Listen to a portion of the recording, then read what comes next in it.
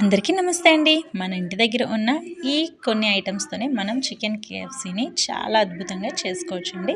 మరి అది ఎలానో చూద్దామా? ఇదిగోండి చూడండి, మనం చూపిస్తున్న ఈ ఐటమ్స్ ఉంటే చాలు. ఉప్పు, కారం, జీరా, పసుపు, అల్లం వెల్లుల్లి పేస్ట్, అలానే గరం మసాలా. నేను మైదాని అవాయిడ్ చేస్తాను, ఓన్లీ గోధుమ పిండి, కార్న్ ఫ్లవర్ ఒకటి. అయితే ముందుగా మనం వీటికి మ్యాగ్నేట్ చేసుకోవాలి కదా లెగ్ పీస్ని. కనుక వాటిలో ముందుగా ఒక బౌల్ తీసుకొని అందులో కొంచెం ఆయిల్ వేసేసుకోండి. అలానే ఒక స్పూన్ సాల్ట్ వేసుకోండి. ఇదిగో నేను చూపించినంత వేయండి. కొంచెం సాల్ట్, అలానే కొంచెం 2 టేబుల్ స్పూన్ కారం వేసుకోండి. కారం ఎక్కువ తినేవాళ్ళు కొంచెం ఎక్కువగానే వేసుకోవచ్చు.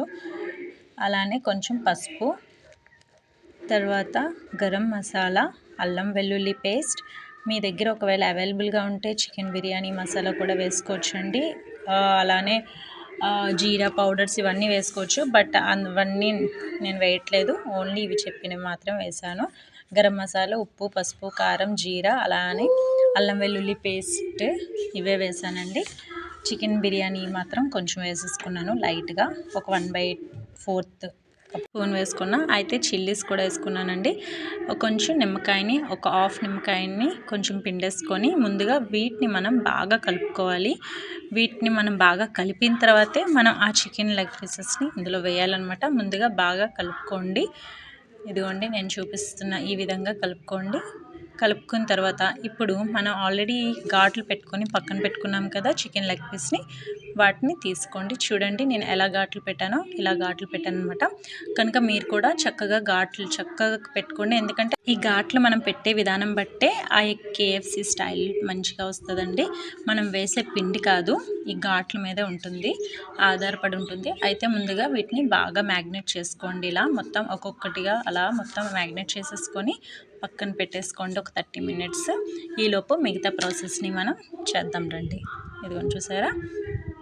ఇప్పుడు నేను గోధుమ పిండి 1 కప్పు, కార్న్ ఫ్లవర్ 1/2 కప్ తీసుకున్నాను. అందులో ఉప్పు, అలానే కారం కలుపుకున్నాను.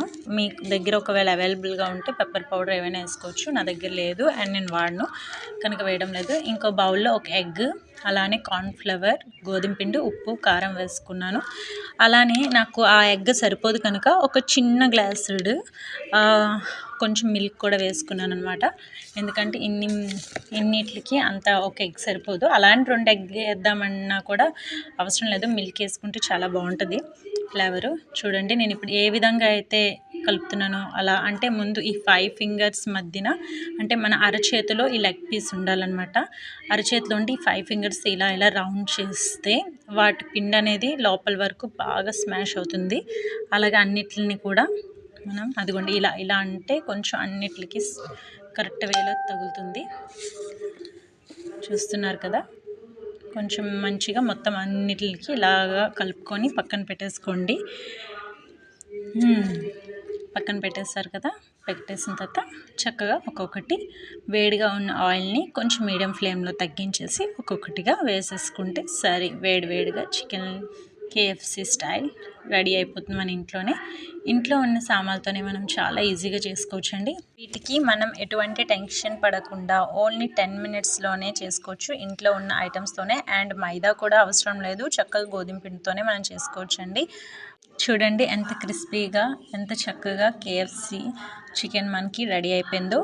మరి ఒకవేళ మీకు ఇవి నచ్చితే మాత్రం ఖచ్చితంగా ఒక లైక్ చేసి సపోర్ట్ చేయండి. మన ఛానల్ని సబ్స్క్రైబ్ చేసుకోండి. మరిన్ని కొత్త విషయాలతో మీ ముందుకు వస్తాను. Thank you for watching.